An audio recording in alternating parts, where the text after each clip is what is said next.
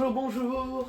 Bonjour Christophe. Bonjour. Charlotte, Une petite entrée musicale musique, pour vous motiver ouais. à nous liker, Ouais. à nous commenter, Ouais. à nous regarder tout simplement. Et à vous abonner. Et à vous abonner. Comme les 72 précédents. Voilà, et c'est en route pour l'épisode 17 de Ce que j'en dis. Bon.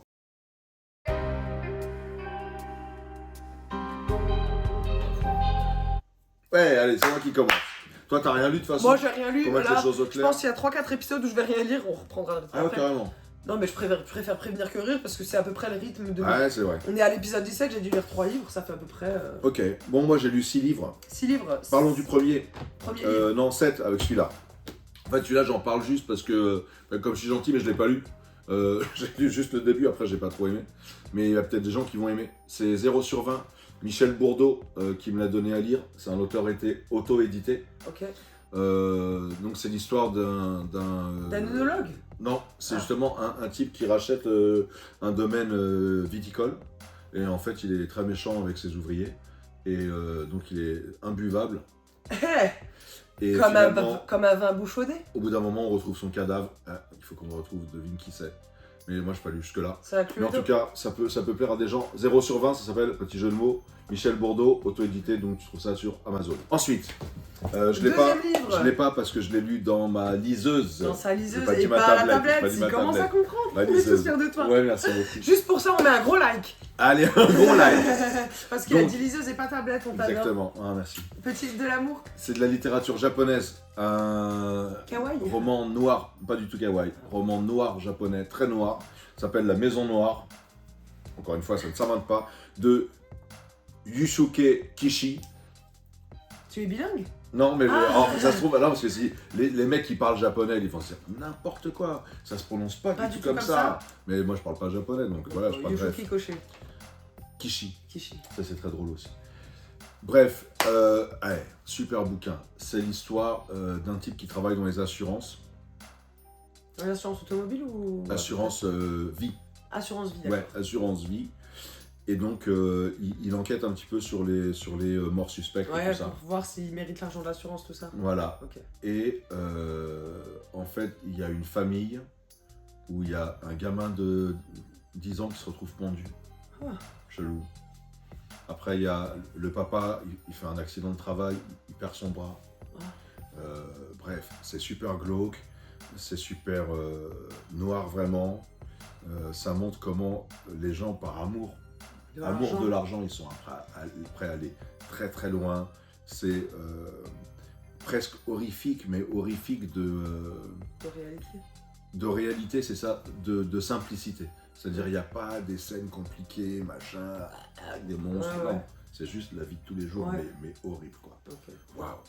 La vie de tous les jours sous le pire jour. Ouais, sous ce qu'il y a de pire, voilà, c'est ça. C'est l'être humain, tout simplement, mais sous son pire jour, quoi. Sans essayer de l'embellir. C'est ça, La à son Maison étage. Noire. Bah, est très très bien, du coup. Vraiment Du coup, ça me donne super. presque envie de le lire. Celui-là, il est très très bien. Très, J'aime très bien les trucs un peu sombres. Ouais. Spy Family, tome 8. Bon, bah, on continue avec les Spy Family. Donc, je l'ai pas parce que je l'ai rendu à Caroline. Merci, Caroline. Merci, Caro. Spy Family, tome 8. Il est sympa, il se passe sur un bateau de croisière. Ah. Ça m'a rappelé mes vacances. Ouais, parce que t'as fait une croisière. Ouais. Et alors, on a dit, on parle pas trop de trucs privés. Donc, Ouais, voilà, ouais, j'en parle ouais. pas. Il a Mais fait du une coup- croisière juste, on le sait. Du coup, ça m'a rappelé mes vacances. Et c'est sympa que ça se passe sur un bateau de croisière. C'est tout. C'est tout. Non, c'est pas tout. Disons, c'est la maman de Anya, Yor. Elle a une mission, elle doit protéger une femme et son bébé. Ok. Et en fait, c'est sur un bateau de croisière qu'elle doit faire Ok, ça. la mission elle se produit, Donc, c'est pas sur le bateau. voilà, sur le bateau, il y a cette femme, son bébé, son mari, Yor, et une foule de tueurs à gages. Ok. Et Et- ils veulent tous tuer le bébé? Ouais. Ah ouais. Et Anya et son père qui ont réussi à monter à bord Pour du bateau. un peu soutenir la... Voilà, c'est ça. Et donc, c'est vraiment ça parle que de ça pendant tout le truc. Sauf à la fin, ça parle un petit peu d'un autre personnage. Mais ouais, j'ai bien aimé celui-là. T'as bien Ça aimé m'a- celui-là? ouais, il m'a bien plu. Ok. Et donc, c'est le 8. Il me reste encore 9, 10, 11. Là, je les ai, là, 9, 10 et 11. Et après, il y a le Après, 12 qui est sorti il n'y a pas longtemps. Ok. Donc, je rattrape petit à petit mon retard. Ensuite, on parle des livres que j'ai. The book who I have, Simplement Immortel Simply Immortal, de Michel Astrud of au Michel Forge de Astrud. Vulcain. Forge Avec de toujours Vulcain. ces Super belle couverture de Helena Vieira. C'est des trucs de Dark Vador un peu, Star Wars on dirait. Les monstres. Ça, alors voilà, on m'a dit ça ressemble à des troopers. Exactement. Ouais, ça ressemble à des troopers, mais non en fait. Alors, ça se passe. C'est l'histoire d'un couple. C'est futuriste, hein, science-fiction. C'est l'histoire d'un couple. Elle est envoyée dans un centre de formation pour les militaires ultra perfectionnés. Elle développe des compétences ouf, style télépathie, lévitation, invisibilité. Ouais, gueudin. Et lui, son mec là, pendant ce temps-là, il reste tranquille sur Terre. Okay. Et donc la question c'est, voilà, comment un couple il peut survivre à ce genre de truc. Et comment aussi la fabrique de l'élite crée des laissés pour compte. Avec la plume très très très particulière de Michel Astrude. J'avais oublié sa plume et là je l'ai redécouverte, tout en ellipse. Donc Antti Tuomainen, pareil, les mecs qui parlent finnois, ils vont se dire mais ça se prononce pas comme ça. Ouais, moi je parle pas finnois. Par contre, son livre, Un crocodile s'en allait à la guerre, qui fait suite à Ce matin un lapin. Ça s'arrête là. Un lapin, ça s'arrête là. C'est super drôle. C'est du... C'est un roman ? Polar burlesque, oui, c'est un roman. Ouais, on va dire ça, polar burlesque. Un thriller drôle. Ok. Ouais. Thriller drôle, déjà, en fait, ce qui est drôle vraiment dans ce roman, c'est le contexte. Ça se passe dans un parc d'aventure pour enfants. Ok. Et genre, je sais pas, par exemple, à un moment donné, il y a un mec qui se fait tuer, il lui met une grosse fraise en plastique sur la tête. Scéniquement, si, pas scéniquement, si. Visuellement, tu t'imagines les scènes, et en fait, les scènes, même quand c'est des trucs un petit peu violents, c'est drôle. C'est drôle quand même, tu vois. Et en fait, voilà, j'ai bien aimé ça. Donc, le héros du bouquin, donc il a repris le parc d'attractions que lui a légué son frère. D'accord. Alors, il y a un gros truc avec son frère qui est mort, mais je vais pas le raconter, si je vais pas spoiler. On va garder un petit peu de suspense. Ouais, il y a un gros truc. Il se retrouve en prise avec la finlandaise des jeux. Genre, c'est la française des jeux, mais qui a été rachetée par des mecs, c'est des gros mafieux. Bon, tu diras, la française des jeux, c'est mafieux, mais étatique, quoi. Mais genre, du coup, il y a des plans avec eux. Lui, il va acheter une attraction pour son parc, c'est le Grand Élan. Et eux, ils veulent lui vendre de trucs de crocodile en plastique, enfin. Tu vois, c'est super, tu vois, ridicule. Ouais. Mais en fait, en même temps, il y a un vrai thriller, tu flippes vraiment, tu sais qu'est-ce qui va se passer et tout. T'arrives à être en haleine, c'est ça. Savoir ce qui va donc se passer. c'est vachement bien foutu, c'est très très bien. Et donc c'est le deuxième tome d'une trilogie. Ça m'a donné envie de lire, tu vois. Et le premier, tu l'as pas lu ? Un lapin, non, je l'ai pas lu. Ah, tu l'as pas lu non plus. C'est ça qui est dommage. Mais je me dis, et puis après, avec tout ce que j'ai à lire, je pourrais peut-être pas le lire, quoi. Mais j'ai bien kiffé, ouais, vraiment, c'était bien. Si le livre se présente devant toi, tu le prendras. Ouais, carrément, ouais, c'est ça. Après, il y a les déracinés. Donc là, obligé de parler un petit peu de ma life. Je fais partie d'un club de lecture à la bibliothèque de Mulhouse. Ça s'appelle Rendez-vous page 17. Et c'était le premier cycle, c'était sur les sagas familiales. Oui, tout à fait. Voilà, donc il y avait déjà d'autres bouquins dont j'ai parlé. Et celui-ci, Les Déracinés, il est super intéressant. En plus, très très bien écrit. C'est de qui ? De Catherine Bardon, que je connaissais pas par ailleurs, mais qui écrit très très bien. Et ça parle en fait de la naissance d'une colonie juive en République dominicaine pendant la Seconde Guerre mondiale, qui se propose pour accueillir des juifs donc, qui doivent fuir l'Allemagne nazie. Donc là, en l'occurrence, c'est l'Autriche qui a été annexée par l'Allemagne.